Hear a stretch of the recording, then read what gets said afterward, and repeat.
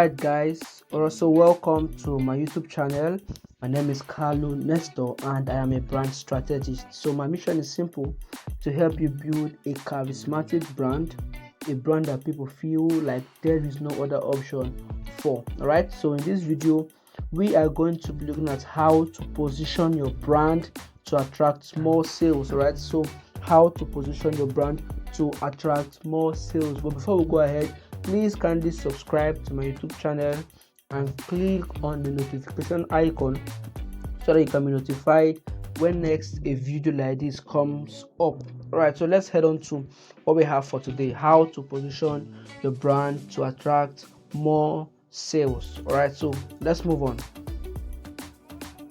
So now, what is positioning? Right, what exactly is positioning? Positioning means crafting your brand's messaging and offer to occupy a unique place in the mind of your audience. All right, so think of your brand, or let's take a physical market for example. Right, let's say you go into a physical market and you get a shop, right, or a store, and you take care of the shop, like package everything, clean it up, put in visual branding and everything, and then you are located at a particular position right in the market. So that is a position that you've occupied in the market. When you pay for that shop, you've occupied that position, and that's what brand positioning means. When you occupy a certain position in the mind of your target audience, all right, in the mind of your audience, that exactly is what brand positioning is. And this helps customers to identify and connect with your brand. Okay,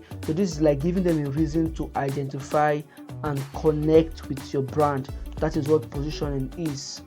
So now let's move on to seeing this particular analogy here. All right, so now let's look at this. Remember, in the last video I talked about two things you need to do before you launch that particular product. All right, and I talked about understanding your audience, right, your target audience, and then knowing what is available in the marketplace. So if you've not seen that video, please go ahead to look at that video. Okay, two things that you must do before you launch your next product. All right, so let's look at this now.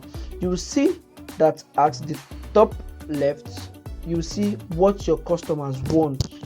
All right, at your top right, you see what your brand is good at, and then beneath it you see what your competitors do best. Right, so we have what your customers want at the left, what your brand is good at the right, and then what your competitors do best beneath. And then in between all of them, you see a white circle. Right, you are seeing a white circle there, and that is exactly where your brand should be positioned. So it should be a fragment of what your customer wants, what your brand is good at, and then what your customers do best.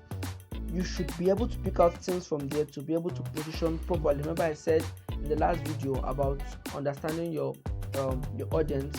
That's when we talk about what they want. So when you've been able to understand your audience, you know what they want and what they don't want, what their pain points are and what their interests are, right? And then when you come down to understanding or knowing your competitors, you're going to know what exactly they have available in the market, what particular type of problem they are solving. Right, when you've been able to do that, you'll be able to know what your brand is good at, and from there you will now be able to strategize a good positioning strategy that will make your audience connect with you on a much deeper level.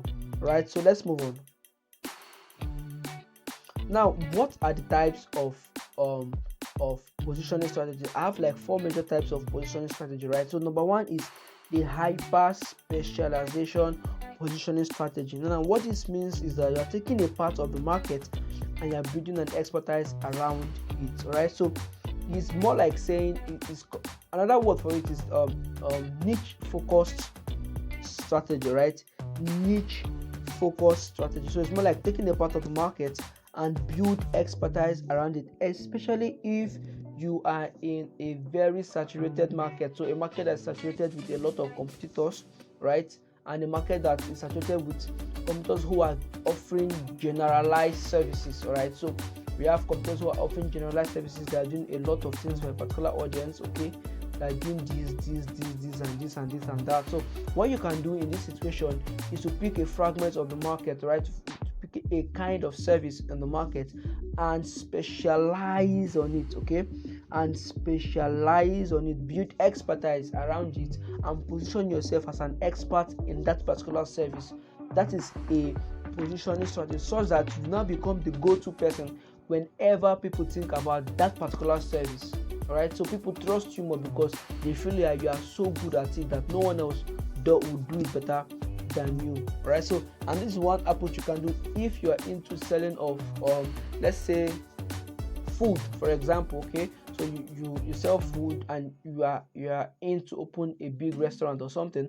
You can decide to specialize on a particular kind of food, just like the name Chicken Republic. You see that when they started off as a brand that sells chicken, right? So they specialized in the making of chicken. They have an expertise in the making of chicken. Although now they've been able to expand to selling foods and stuff, but that was how they entered the market. That was how they were able to position themselves and penetrated the market space. All right. So the next brand positioning strategy that you can look at is what we call the value-based positioning strategy. Okay, the value-based positioning strategy, and then this strategy is simply creating prestige on your product so that customers desire your product. All right, so you are creating some sort of value around your product, some sort of high value around your product, shows that customers begin to desire your product. And this is very good when it comes to businesses who are more in the luxury aspect. Okay, luxury brands and stuff. So you can position yourself with the value-based positioning strategy, in that you talk so much about your product, you talk so much about the benefits of your product, you give hypes to your product. All right, give your product a sense of meaning, so that when people don't buy it, they feel like they are missing out. When people don't purchase it, they feel like they're missing out, irrespective of the price of that product. Okay, so you are creating a sense of value for that product. So what you are doing is that you are laying so much emphasis on the product, you are building strong reputation around the product, and your customers will begin to connect with your product on that level, on that premise. All right, and then you brand it so much that your customers believe that it is the best. Right, that is what value-based positioning strategy is. So just irrespective of how high the price is, your customers are looking at the value that it gives, the value that your brand promises, and that is what Apple uses to dominate the market. The value-based positioning strategy shows that anybody who does not have an Apple product, or who have not been able to purchase an Apple product, will be feeling like he or she is missing out. Okay, and then some people who do that, who purchases this product, don't even think about how high the price is. They are so keen on getting the value, because Apple has been able to brand their product around the value that is surrounding it, and they've been able to give the sense of belonging. Remember the Think Different campaign that they made about it. So when you get an Apple product, you are feeling like someone who thinks different, who is innovative. That is the value they brought to their product, and that is one strategy that you can employ to penetrate the market. Okay, so the next brand positioning strategy that you can employ is what we call the disruptive brand positioning strategy. The disruptive brand positioning strategy, and I actually call this the evolution marketing. All right, I actually call it the evolution marketing. And what it does is that you are introducing a new idea or a new market from an existing market. All right, so you are in a market, you are an existing market, and you come into that market or that niche with a new idea, with an evolving idea, with an evolving revolution into the market. That is an approach that you can use to penetrate the market, and this is what Tesla used to penetrate the automobile industry. So they came in with the innovation of electric cars. So we have the normal luxury cars, we have the normal luxury brands and stuff, but then when they came into the market, they came into the market with a disruptive approach, which is the electric car approach. That was something different from what the market used to know.